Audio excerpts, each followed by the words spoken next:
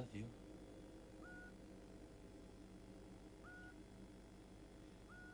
I wish there was me in that bed instead of you.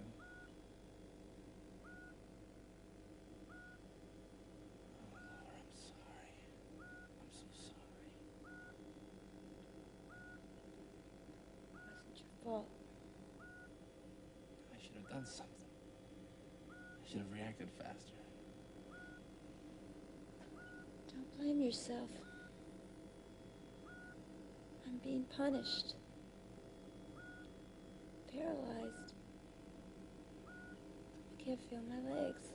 Punished? No, come on, you're not being punished. Don't say that's not it. It's true. How can I hold on to my faith after all that's happened to me?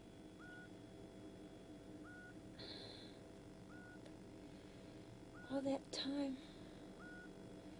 preaching to others about goodness being its own reward. Some reward. What have I got to show for it? That's not the way to think.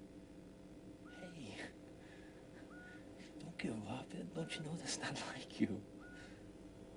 It's just it. There's only half of me left. And why? What did I do to deserve this? It's not fair. Hey, now you listen to me. You're gonna be on your feet and walking around in no time. And you know why? Because the best neurosurgeon in the country is coming here from Washington, Dr. Melville, just for you. It's no use. No use? Hey, come on. He's only coming because I told him that you were something special. Special. Buzz. I'm only half a woman now.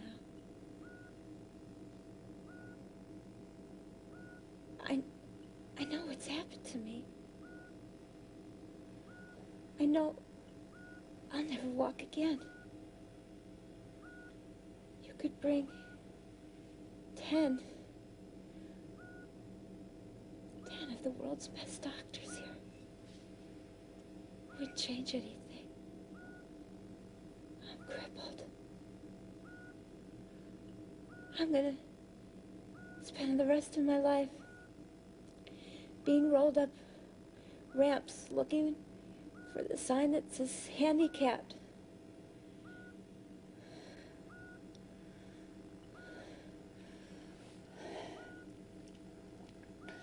I should have given myself to you when I had the chance.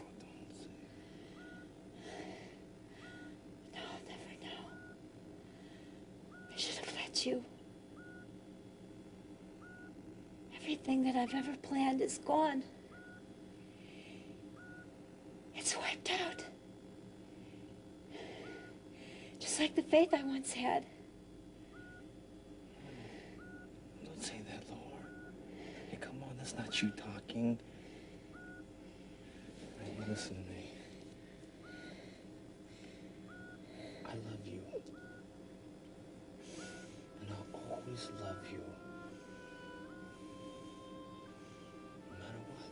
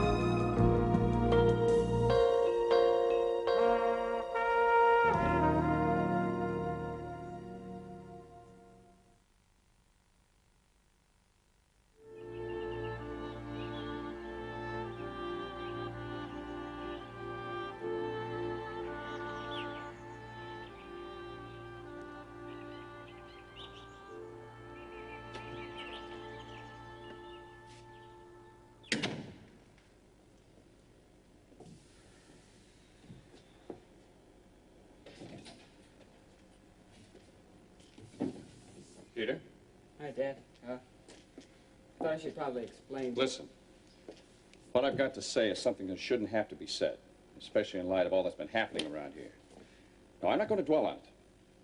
You can begin by explaining your actions last night. What's to explain? Plenty, young man. Your hysterical antics were the last thing I expected out of you last night, especially under the circumstances. You only made a bad situation worse, and it came at a time when we needed to pull together as a family. Instead, you flew off the handle, created a scene, and upset your mother and me. Why, Peter? I don't know. It's just how I felt. How you felt? Dad, all our lives we've been told that prayer is the answer, that faith will protect us. It didn't protect Lori, did it? And it didn't keep you and Mom from getting hurt. Now, don't turn this thing around and make it sound as though your actions were out of concern for your sister. What you did was selfish. You should have been thinking of your sister. She needs you. She needs all of us pulling together as a family. I never thought I'd have to say this, son. I'm disappointed in you. I'm not so happy with myself either, but it still doesn't change the way I feel. How you feel is understandable. We all share those feelings from time to time, but we learn to control them and keep them in perspective. Now, you made some pretty scathing remarks last night. You even blamed God for Lori's accident. How can you say these things and mean them? Last night it was easy. And today? Dad, I still feel the same way. Lori is the most perfect person I know. I mean, she's good. She thinks good thoughts. She behaves the way all of us should behave. And look what's happened to her. I mean, first this stupid trial and everybody talking about adultery. Now she's in the hospital with some operation. Where's the justice in that, huh? What good did her faith do for her? I don't have the answer, son. I only know that everyone is human with human weaknesses. But we sure find out what we're made of when we're put under pressure with our backs against the wall. Now, Peter, everybody can have unshakable faith when times are good. It's when times are bad Dad, that... Lori is alive. She may be paralyzed now, but she'll recover, God willing. There we go again, God willing. Now, why would God will an accident and then will Lori better? That doesn't make sense. It's not for us to say what makes sense or to question. Our faith is being tested here. Yours, mine, and Lori's. Yeah? Well, maybe I don't want to be tested. Why do I have to believe the way you and Mom believe? You gonna force me? No, we're not trying to force anything upon you. That's something you're going to have to work out for yourself in your own time. Think about it, Peter. You're free to decide what path you want to take, and that decision is yours alone. If you decide that what we believe is not for you, then there may come a day when you're going to have to find your own way. You mean you'd throw me out? No, of course not. Not really. Don't you see, son? What we're talking about is what holds a family together. Faith. You deny that faith, and you're denying us. I apologize for the way I acted last night. And I'll apologize to Mom. But if anything happens to Lori, I mean, if she doesn't get better, then I'm going to have a hard time believing in just about anything. You can't put conditions on faith, son. You either have it or you don't. I'm not putting conditions. I'm just saying it the way it is.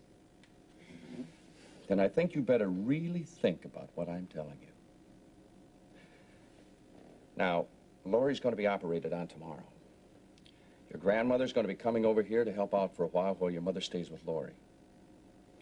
I suggest that you take that time to really think what you do believe.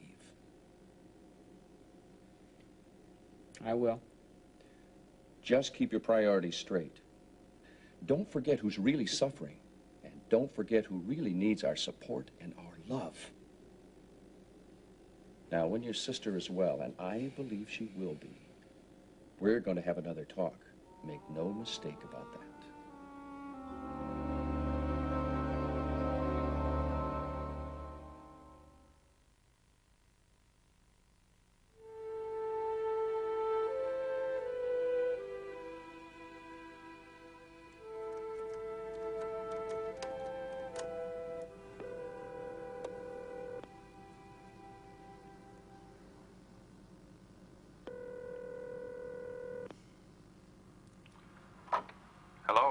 Scott, this is Liz Cummings. Oh, hello, Liz.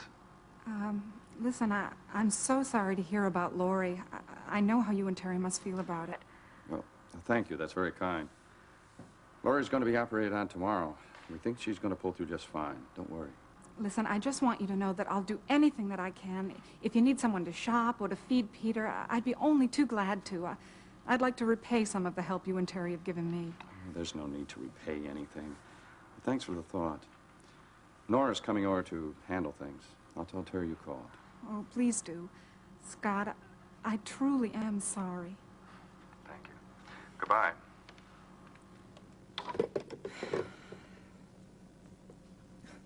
It's really awful about Lori. I guess we don't hold a monopoly on family tragedy. That poor girl. I feel so sorry for the Davidsons. Jeff, I noticed something strange this morning. When I was seeing Jenny off to school, I noticed that there was a big dent in the car fender. What?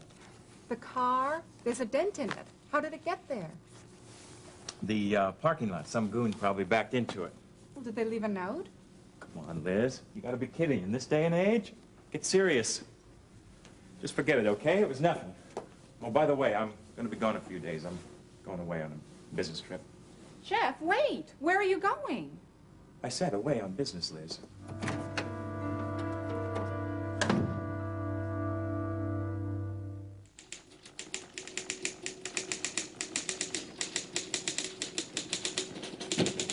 Scott, hey, I heard, man. I'm sorry.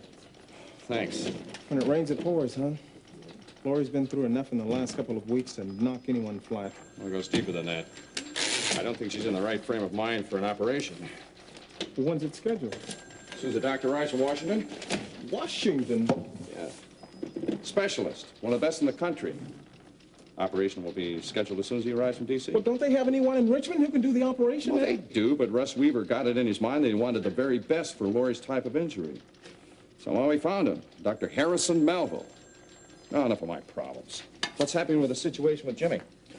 Oh, the police got the kid, you know, Stuart White. Oh, yeah. They got photographs of him selling dope to the other kids on the street. And I'm sure he's the one who gave Jimmy those pills. Well, did Stuart talk? Give the police any names? No, but they want his supplier, though. You know, with any luck, I think they might trace this guy down. Oh, that is good news. How's Jimmy? Better. And me too, now that I know that he's safe. I've got footage of the arrest last night that I'm going to use on tonight's segment. You gonna mention Stuart by name? No, he's just a punk kid. And besides, he's a low man on a very tall pole.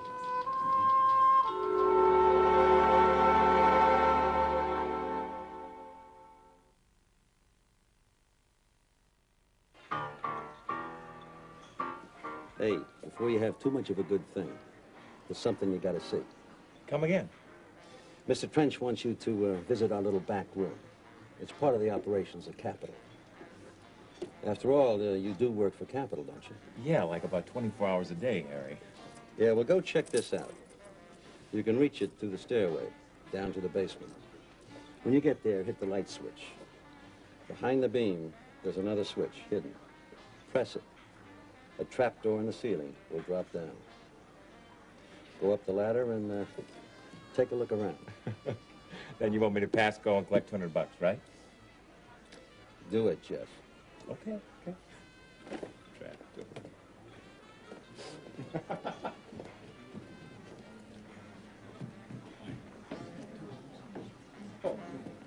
Let's take this fine here. Okay. Can't stay but a minute. I've got to get back to the hospital. Okay, sure, fine. Evening, gents. What'll it be? Oh, Mr. Davidson, I'm sorry to hear about your daughter's accident. Bad news travels fast, doesn't it? Thanks, Harry. Usual, please. Right. One Manhattan and one Cola on the rocks. So, listen, was it Professor Mason's car that Russ was driving? Yes, it was. How's Russ taking? In stride. As a matter of fact, he's taking total control of the situation. Yeah? With a sense of guilt, I think. I can understand how he feels. Between you and me, if Russ hadn't been such a good driver, the consequences could have been much worse for both of them. The police said that from what they could determine from the skid marks, the driver of the other car came at them on their side of the road. You see, it was a A miracle? Yes. A miracle that both of them are still alive. Well, tell me, did they get a make on the car that sideswiped them? Thanks, Harry. Yes. From the description that Russ gave him of the other car, and from the 2 numbers that he saw on the license plate, they think it was a rental. They want that driver, Gene. So do I.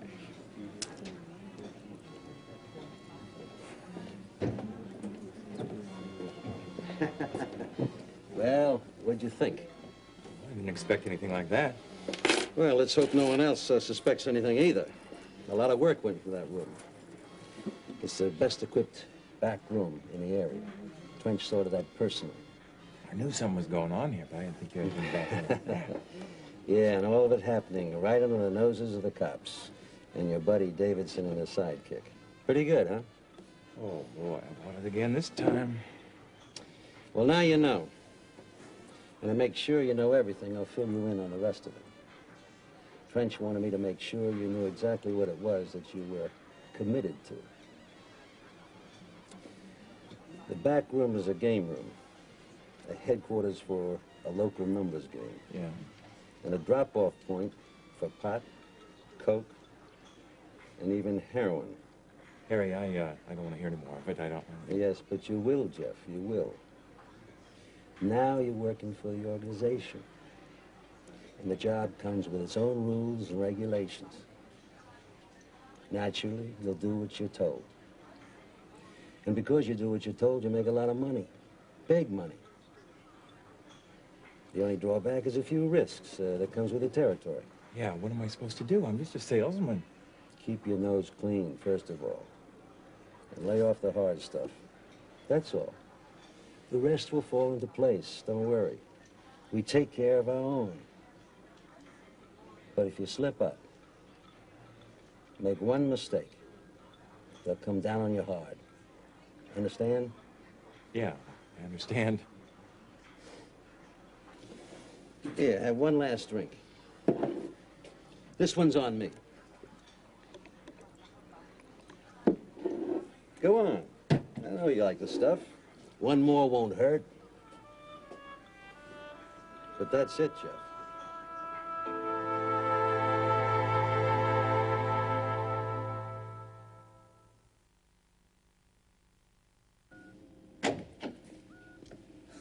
Hi, babe.